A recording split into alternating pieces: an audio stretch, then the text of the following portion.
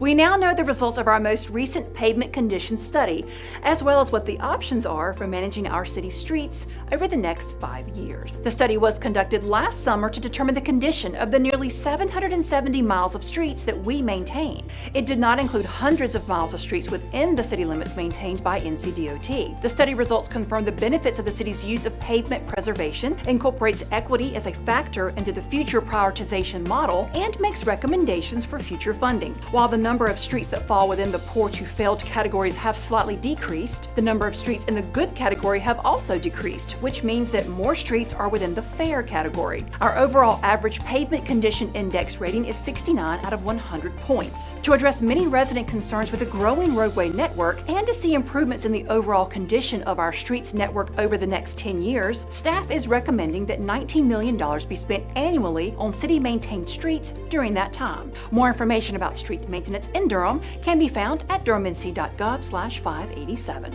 Our planning department wants to provide a way for you to learn about and give feedback on growth management cases earlier in the process. Growth management cases include zoning map changes, annexation petitions, text amendments, development agreements, and future land use map changes. The department's engagement initiative is needed because it has heard from many of you that the current processes need to be changed to better serve both community members and applicants. One of the goals of this initiative is that residents will be able to have input from the time a proposal is submitted, instead of just at the public hearings at the end of the process. It will also help to make sure that historically underrepresented voices in the community will be prioritized and residents will be educated about how growth management decisions are made. You can engage with the current phase of the initiative by reacting to projects on an interactive map and by reviewing and giving input on proposed Unified Development Ordinance text amendments. More information about how you can do that can be found at the website listed on your screen.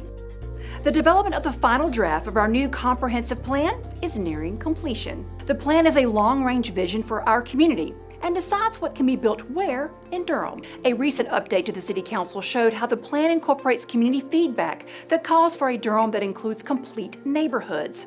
These are neighborhoods where residents can access their daily needs by foot, bike, or transit ride within a 15-minute trip.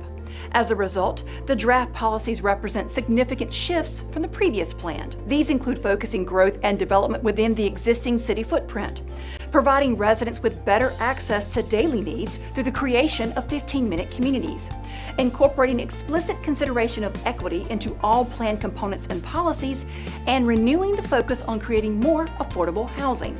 The final draft of the plan is expected to be released in October.